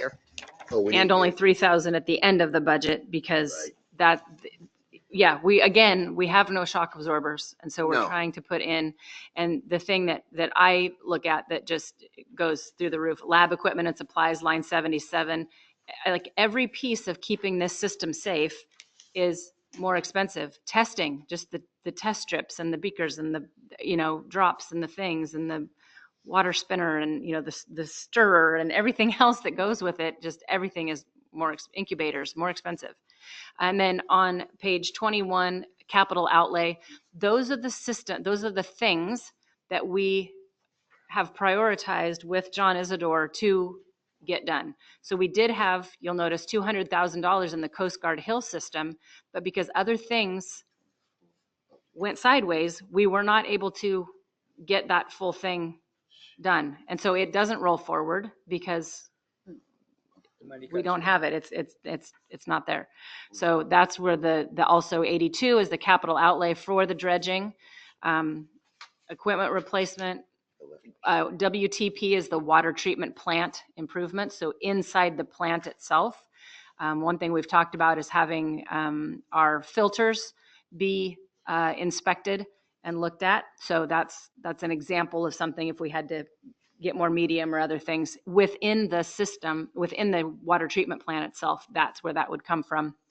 And then anything that's happening at the Hubbard Creek impoundment, which is up at the reservoir, for those pumps or for meters or for something that would happen, not dealing with the dredging project, but with just the pumps right? That's itself up there. So I did provide you all with a copy of the stuff we have for water and wastewater. It looks like this. That's kind of pending and really, And so just so you have an idea, these are the type of things we've got. That plant was built in 76. Filter media has never been done. We're seeing the reduction of filtered water right now because of it. We think, we're not 100% positive, but we're pretty sure on that. So 1976, we're 50 years old here, and nothing's really been upgraded in the water plant itself. There's been small things, pumps and some valves and stuff, but the main package plant itself is original. So there's a lot of modifications and upgrades to make us more efficient, and that's part of coming out of curtailment and being able to produce the water that we need to do that. We make about 1 to 1.4 feet a day, and we lose about 1.5 at night. So we make enough, and now it doesn't seem like a lot, but that's demand too. So not only do we put the 1.4 feet into the tower, but we're also supplying all the restaurants in the cities at the same time are using that. So it's actually a little bit more than that, but we don't see it in our storage tower because it's going directly out to the consumer. But the whole tricky part is, and the plant runs 12 to 16 hours a day, which it should run 8, and we should go home. And sometimes 24 hours, because we just can't make the water what we need to keep up with demand. Weekend, 4th of July weekend, we'll be belly up for 3 or 4 days, and it'll take us 2 weeks to make the water back. So we were 23 feet 5 days ago, I believe, and we're at 20 feet now. We're just not recouping because we can't make enough water versus our demand during the daytime and loss at nighttime. So that's kind of like why we're upside down so bad. And we're losing water through the leaks. Yes, that's about 90% of it probably. I mean, it all plays into the whole grand scheme of dredging the pond, getting the storage back so we have the water to make, and then repairing the leaks in the pipes and getting our plant up to where we can actually make enough water and not come in the next day and be 2 or 3 tenths less than we shut off at 8 o'clock at night. So it's, you know, and it's killing the employees. Those guys are working overtime all the time. And then you got all the other stuff that's going on where you're out on call, fixing a leak or turning this off, or, you know, who knows what it may be, because it is a ton of stuff. And those 4 guys really, they earn every dollar they make, and they really don't want to do the overtime. And the overtime is one of our biggest costs. You know, employees are the burden of the city. Really, they are. That's the biggest cost. You got medical, you got insurance, you got PERS, and burden rate is 3 times what you actually make. So if we can cut the overtime down in the next year by making our plant more efficient, taking care of the things that need to be repaired, tightening up the pipes, getting them fixed, we're going to be able to reduce the overall budget by quite a bit. But we all know that we're in that. We're climbing it because we've got grants now, and we've got raw water storage tank, and we've got dredging grants to be able to get so that's one piece of the puzzle, which is a huge piece of the puzzle. And I'm confident, I would say within my retirement in 2 years, that we will be back to where we should be. It's just, you know, we didn't have the money. The pipes are all 1970s, and, you know, pipes are 20 to 30 year lifespan, and they've lived 2 or 3 times that. So it's just where it's time to, it's like driving that old Ford pickup, you know, it's time to upgrade. Storage is key, so that's really going to help, like John mentioned. Yeah. And the winter, the storage is not a whole lot better, even though half the people aren't around. We have to fight turbidity from the storms. The water's muddy, and we can't make water, so the tank gets down low. I think it gets scarier in the winter than it does in the summer, to be honest with you. It really does. I mean, Judging by the dirty water coming to my house, winter is worse than oh yeah, the others. by far. The general question is, though, there must be, I know there's federal standards and I know there's state standards. Are you in? Meet every one of them. You meet every one of those, because that's the key. Oh yeah, absolutely it is. There was Quality of the water has to. Water quality has been met for many years. There is certain pieces of it that you don't always meet that you correct. flushing. If you don't flush enough, you can get PPFE and, you know, you can take a hit. You know, we're talking hundreds of thousands of milligrams over say 0.008.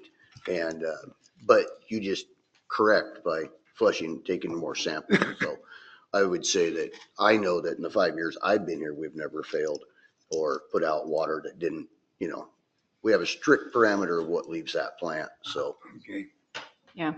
So the Oregon Health Authority is over this. Yep. You know, we have DEQ looking at these Well- things. All, I mean, that we have to hit those levels or else we, I mean, I'm Have to let told people that know. you can't hook onto the water system if you're new.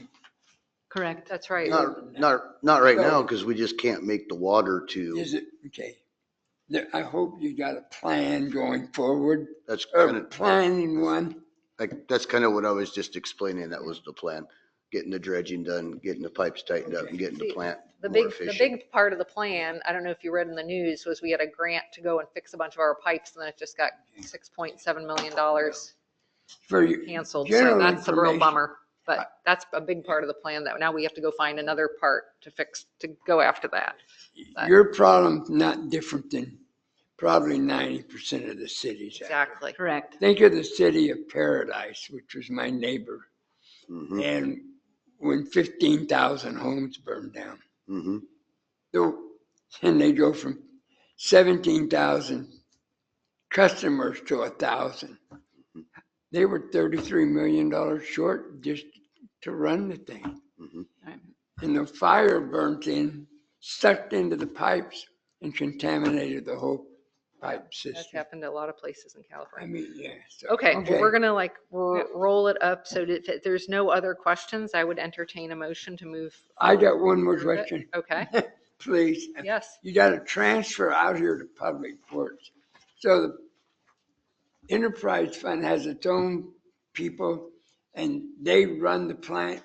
What does the Public Works Department do? So these are, they are, no, they are the Public Works Department, but now that we've moved our people to the general fund, this money comes from the revenues we collect for the Water Enterprise Fund to then reimburse the general fund for paying their wages and their insurance and their PERS and all that.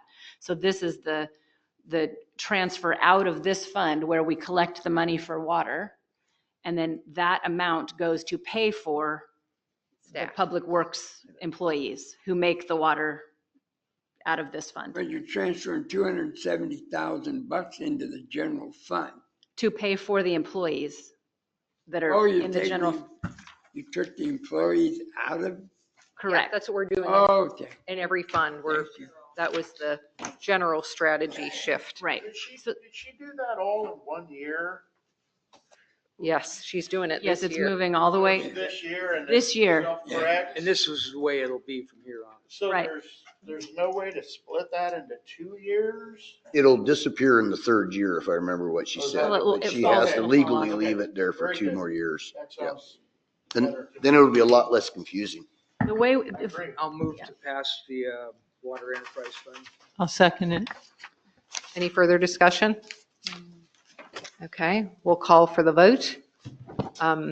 Counselor Burns, Yes. Counselor Brennan, Yes. Counselor Rask, Yes. Counselor Lovendall, Yes. Counselor Pogwizd, Jim, yes. Committee Member Walker, Yes. Committee Member Jim Proudy, Yes. Committee Member Rick Lindy, Yes. Committee Member Lori Proudy, Yes. Committee Member Laura Mason. Yes. Thank you all. Okay. Yeah, really, thank you guys for all of that work. yeah. Okay, I saw them, a bunch of the staff out fixing a water leak this weekend where people came in over the holiday weekend on their days off and to keep our water going. So really appreciate your guys.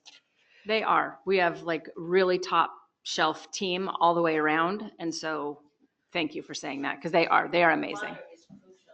Yep. Well, and what is amazing is you can see how tight we are. These guys can fix anything. John is like the master of fixing things with, Bubble gum and baling wire. that's it, usually. duct tape. It's just It amazing. was interesting to see this holiday.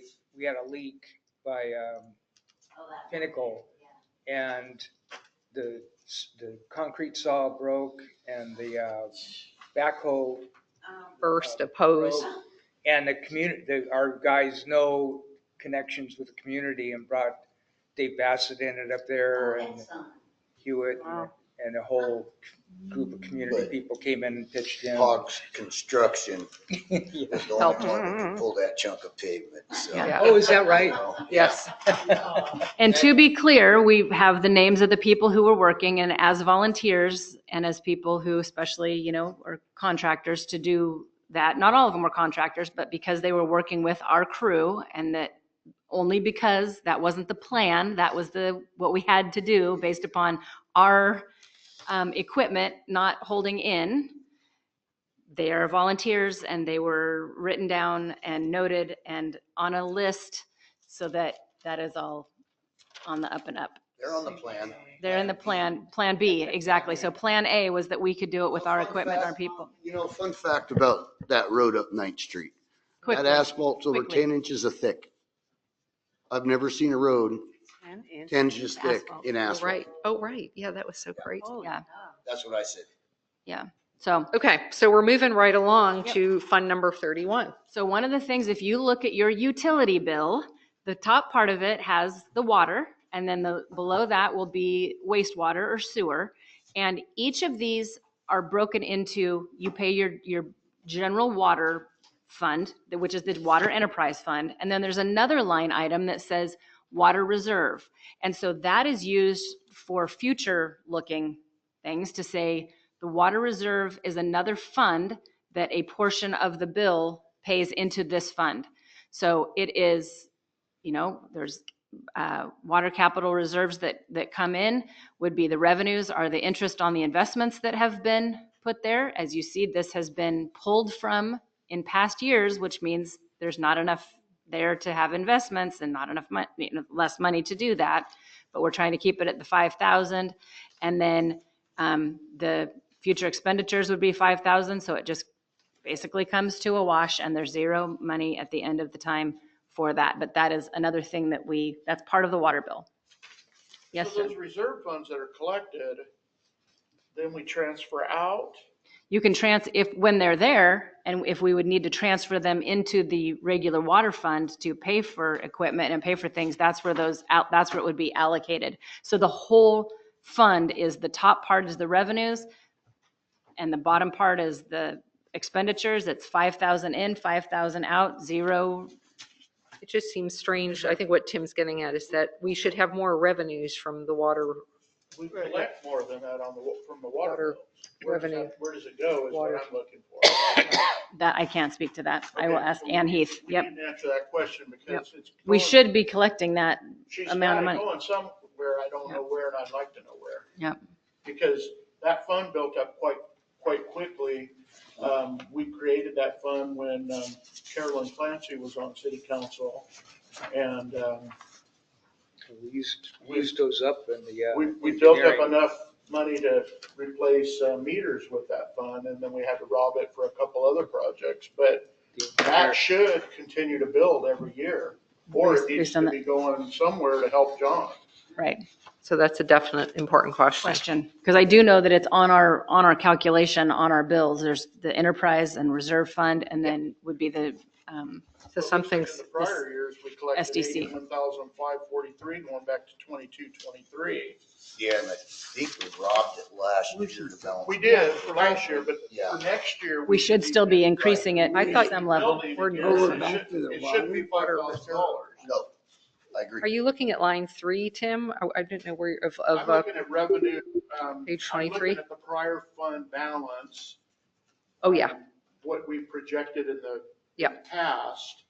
Oh, And water I'm just looking, where did the money reserve fund? go? Yes, exactly. That's the That's key all I want question. to know is where are we using it? We're using it somewhere. I'm not saying anybody stole it. Oh, So, heavens, no. so since this is such a fundamental question, what do we do, people who've been like Councilor Pogswood as former mayor, what do we do in this? I mean, I don't think that's a fundamental question. I don't know if we'll be able to be in a position to approve this without understanding. Well, you can actually pass that fund and go on to another fund. We can come back to it.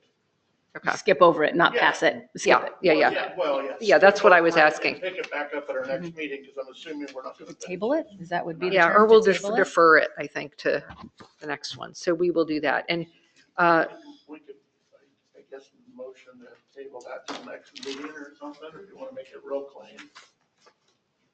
okay, I will entertain a motion to defer Fund 31, the Water Reserve Fund, to the next meeting. So moved. Second. Okay, I'm just going to say all in favor, say aye. Aye. Anyone opposed? Okay, the ayes have it. Okay, we now have about 15 minutes left. And so let's see if we can get through the Sewer Enterprise Fund before the end of the meeting. What comes in must go out. And so this is the Fund 35, the Sewer Enterprise Fund. So this is on your utility bill at the bottom piece. It's obviously very closely connected. So your sewer usage is based upon your water usage. And so that's why we meter it at the water, and we don't meter your sewer. We make an assumption there.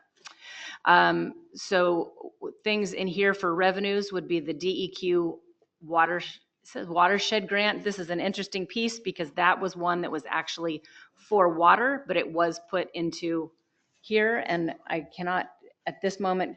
The reason it is because it was actually a loan. It was a part grant, part loan, and the only fund that had enough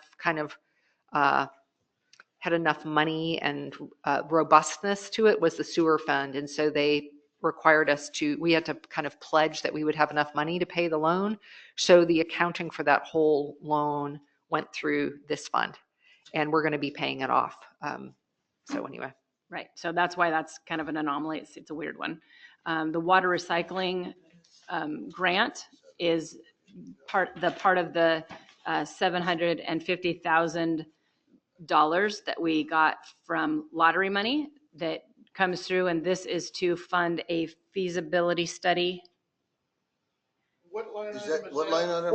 Revenue number 4. Revenue 4. Feasibility How come it study, says $500,000? $500,000 and not 750? Because this 250 is in the following year. Yeah. So this, Gotcha. just so you know, right now, That's why I couldn't find it. yep, because it was right next door. So the total amount is $750,000, but in this next fiscal year, we've said we could probably get through the first $500,000 for it, because we are looking at a feasibility fee to see if our wastewater treatment plant has the capacity and the ability to do the water recycling. And so that is where those monies have been for the engineering, for the water testing, for outfall flows, to do all of that feasibility study, and hopefully if it comes back that we need to upgrade some equipment within our wastewater treatment plant, that we will be able to spend some of that money there if that's what the feasibility study says. And again, as they noted, the other $250,000 will be projected into the next years, just because all of that work is not going to be able to get done within one fiscal year. Clear as mud? So there's 3 phases to it too. Right. The first phase is the feasibility assessment, which will identify if it is feasible, what are the things we can do to potentially prepare for water recycling. And then hopefully there'll be money to do some of those things, which are, as John described, the water treatment plant being very old. The wastewater treatment plant is kind of in that same category, and or maybe more so, is very close to, just has a lot of problems. Yeah. So Needs a little love. yeah, so it needs some love, and so we're very thankful for those funds to be able to do that and find out what we need to do engineer-wise, everything else to prepare for water recycling. And this is wastewater recycling. this is the funding that Senator David Brock Smith got allocated to us from the lottery money for legislative allocation. On line 8, what's the restricted cash deposits? I don't know. I will ask. Secret retirement account. No, it's not. Quick question on the grant. You wrote a memorandum of understanding, put it out for bid. Yes, we worked with, we have an engineer of record. We have our engineer. Okay. And we put out, we have a scope of work that the city council adopted last November, which was the first part of that. I You think that keep was it. mentioning you hope there's something left over. Wouldn't the memorandum, have you limited, I mean, if you get the wrong person, they'll eat the whole thing up, you know, Yes, and that's why it's in, there's the- that's why it's in 3 phases. Okay. And the third phase definitely has specific projects to fix some of the most critical pieces. But we couldn't say exactly what was needed until you kind of have to have it in a phase. They have to Well, I mean, assess I- it, then they have to say what's needed, and then you have to follow through. You kind of have to. We did lead them into well, they were on the same page. We didn't want a huge evasive evaluation.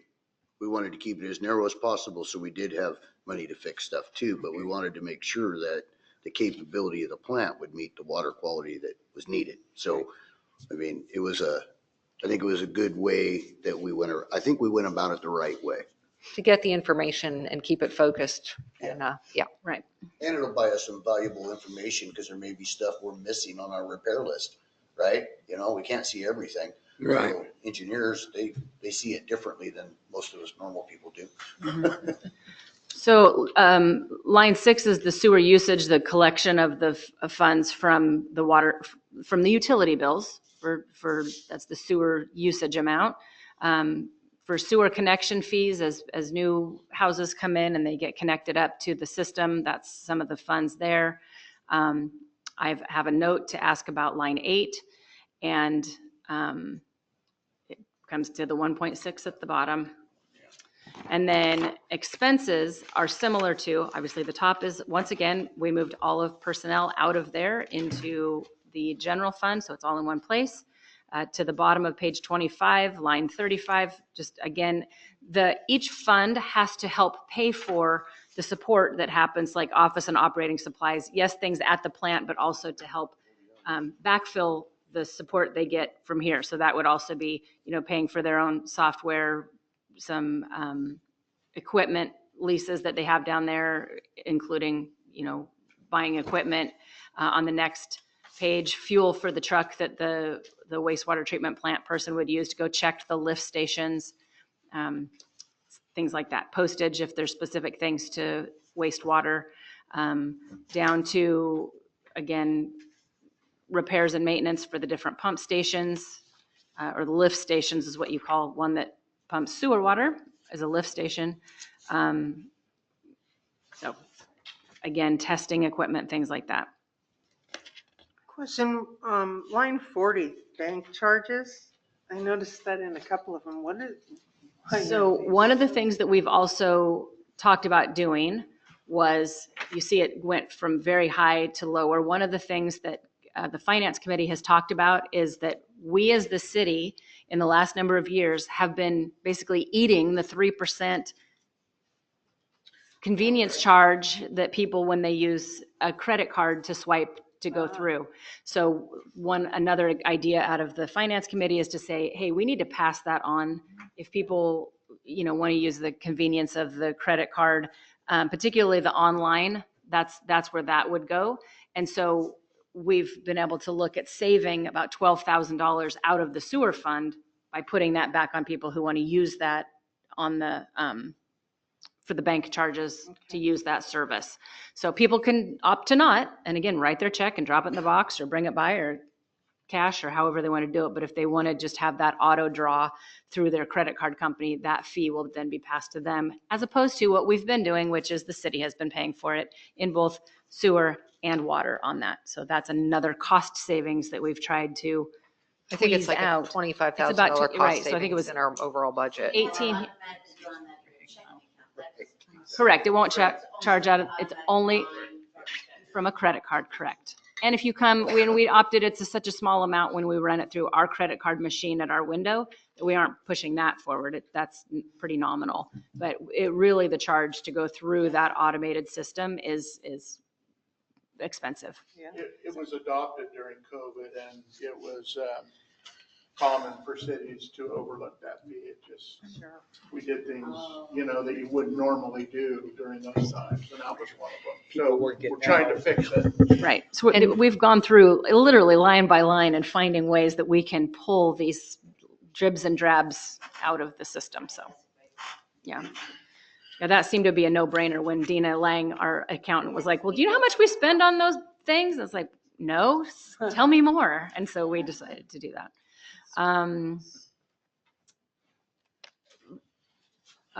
So line 53, that's a big one too, but repairs and maintenance on the sewer treatment plant, STP, or sometimes we call it WWTP. If you see that, that'd be the wastewater treatment plant. That's a little more PC at this point.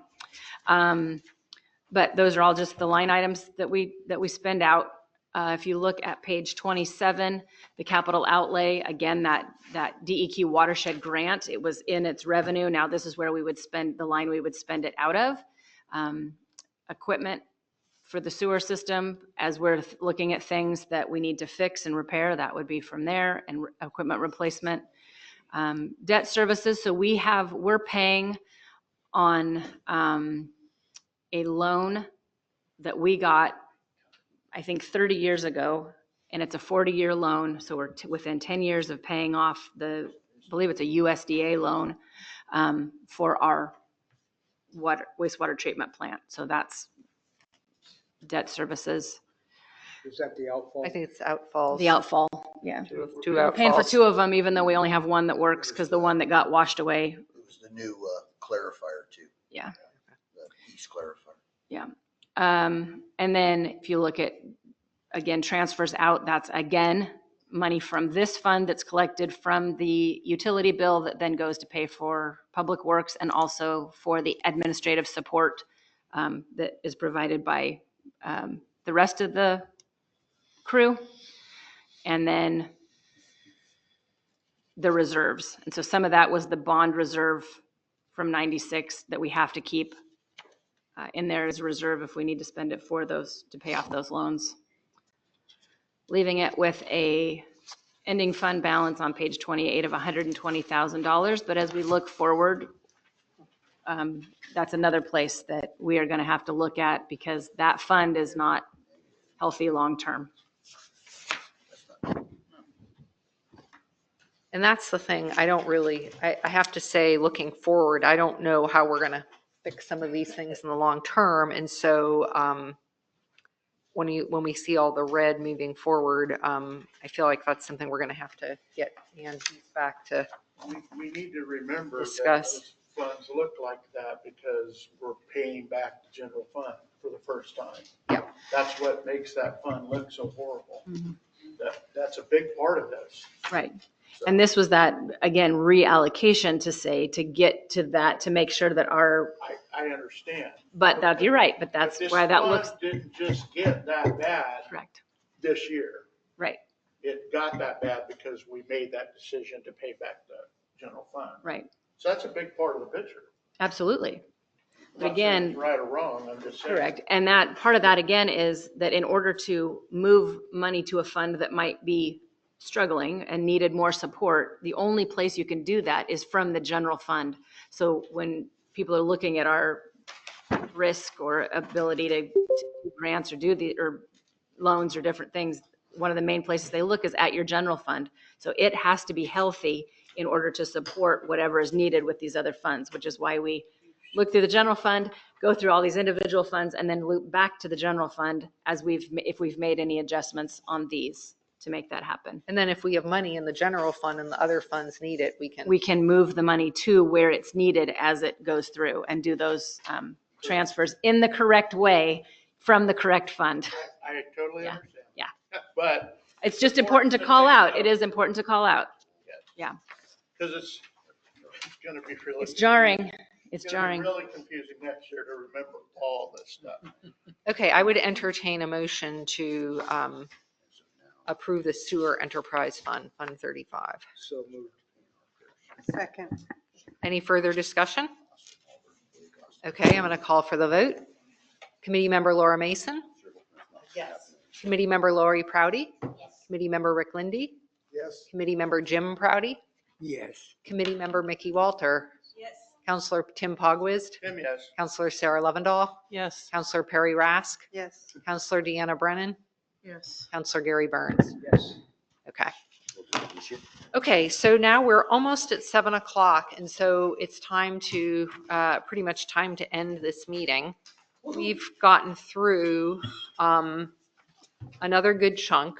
What we have left to do is going to be what the pieces we have left to do next are going to be, I think, much faster. They're kind of more like one-page, quicker, dirtier funds.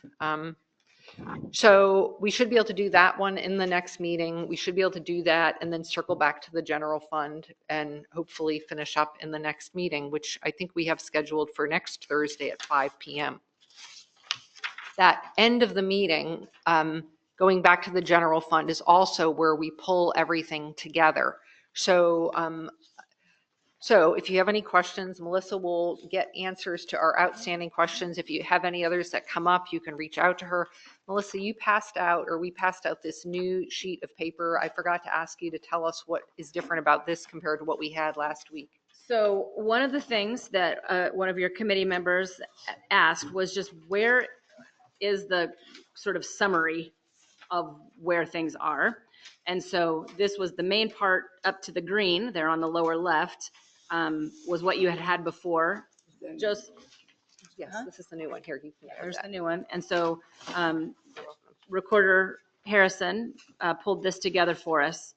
So do you want to explain what this is? It's mostly, it's basically a comparison of what the carryover could be based upon the fiscal year 25 estimated funds and the fiscal year 26 proposed funds. Yep. So the top section is just the reserves and unappropriated funds for the 25 estimated end fund balance, and then the 26 proposed end fund balance. And then I got the difference between them and the percentage of the overall budget as well.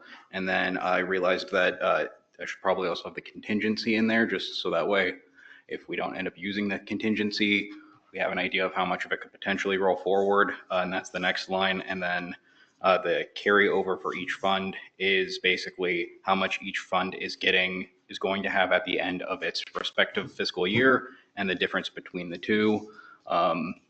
Basically, the quick and dirty of it is it's about $40,000 that we're losing from our carryover between the end of this year and the end of next year. So we're still about $40,000 in the hole. But I'm not a budget person. I'm just the math guy, so I might be getting my word problem portion of that mixed up.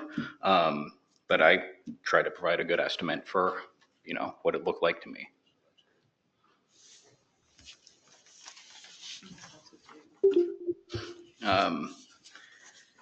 And just real quick on this, there was a bit of a discrepancy between the contingency reserves and unappropriated for the 25 estimated end, and then the actual projected beginning fund balance, because not all the funds were spent completely. So there's about 350,000 rollover from those funds, which is the difference between the 339,000 in the bottom right-hand corner and the 38,000 above it.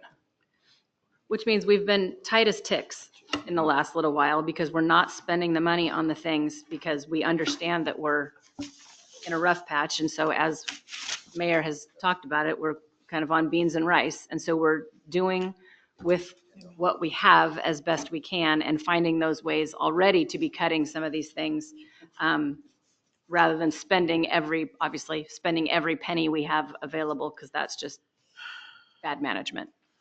And just to underscore that, I mean, one of the ways we got into this position was we did get behind on our audits over the past couple of years. And so we had a time of flying blind, and that's when we also were kind of having to rob Peter to pay Paul to just keep everything going. And so now we're up to shift metaphors. We're now like the Wile E. Coyote at the edge of the cliff, running out and realizing, oh my gosh, we don't have any reserves.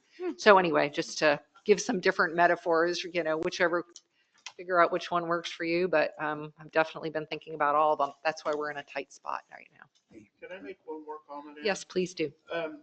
That sewer enterprise ending numbers starting 26, 27 and on Are you on the big sheet? drives me nuts to see. So we're on page 28, the one I made the comments about earlier. The reason why we're in the red is because we're doing the payback. But then if you go back to page 2 and look at our general fund climbs. So I just wanted to help people understand how it looks bad there, but then in our general fund, we go from 67 to 477 to 498 to 1.3. That's where the money is coming from.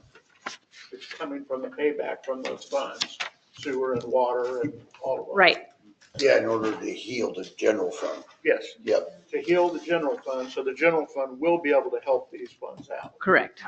Yeah, in one piece, I just want to add a question to that since you brought that up. Sure. Just seeing those reds in the water enterprise fund, I am or in the sewer enterprise fund. Correct.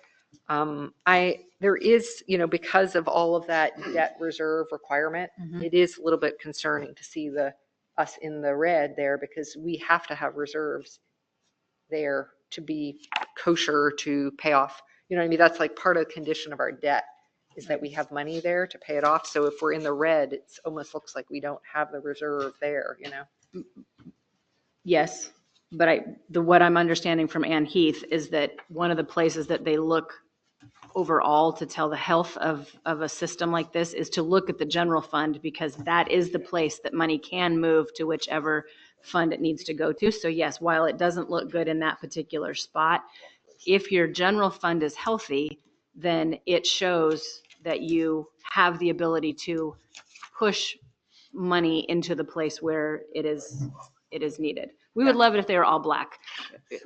We would love that, but also, we just don't have that level of funding within the town to be able to do it all at once. This is going to be a long-term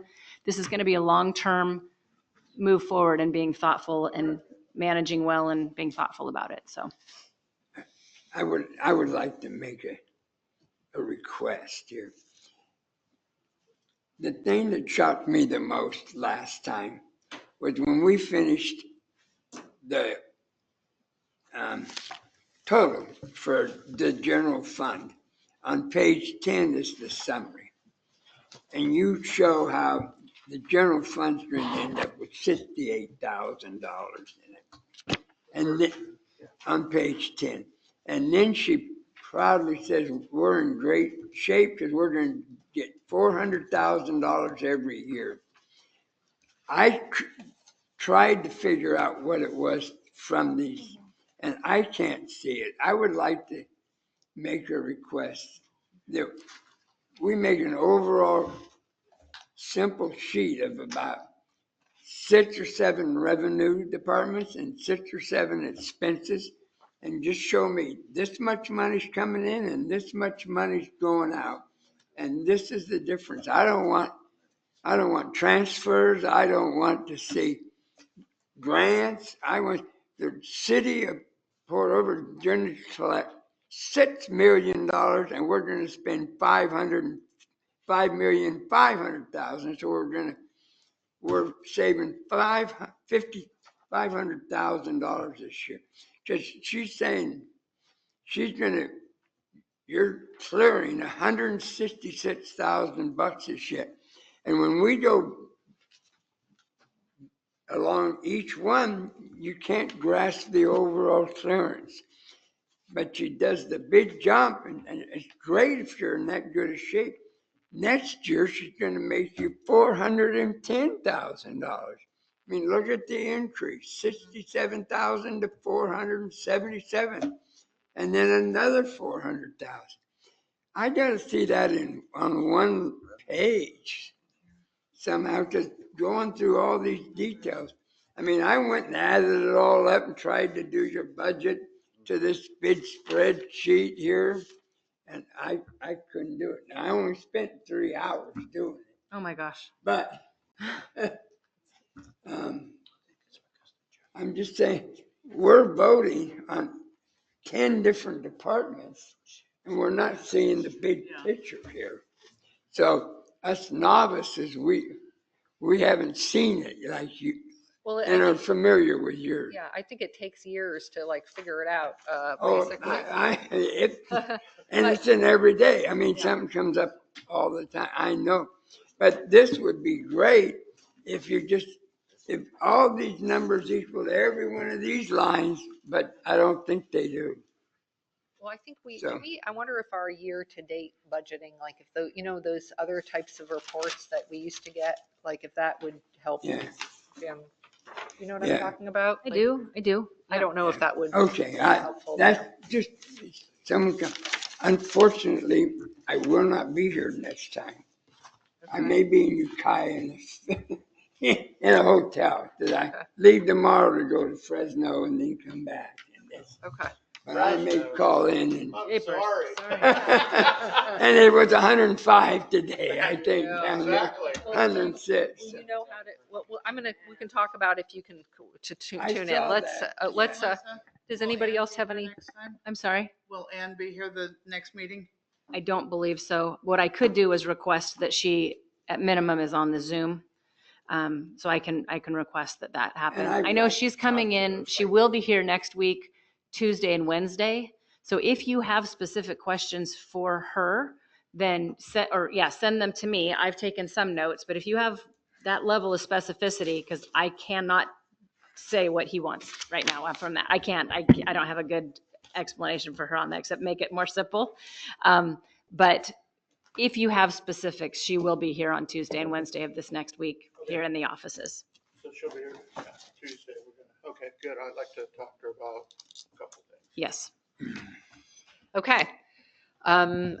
We will then, hearing no further questions or matters to discuss, we will conclude this meeting at 7:10. Thank you all very much for your attention and Thank you. service tonight.